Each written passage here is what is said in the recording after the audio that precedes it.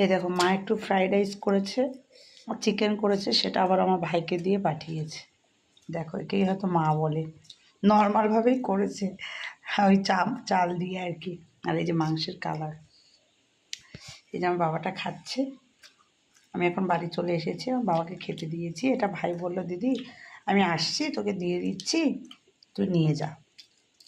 তাই নিয়ে এসেছি, এই যে আমার বাবা এখন খাচ্ছে। খুব ঝাল হয়েছে না বাবা? ঝুলছে, কেটে গেছে। কেটে গেছে, খাইয়ে দেবো? কেমন হয়েছে রান্না? ভালো? দিদিকে একটু কি বলে দাও, দিদিকে একটু কি বলবা বলো। ওরে বাবা, ঠিক আছে খাও।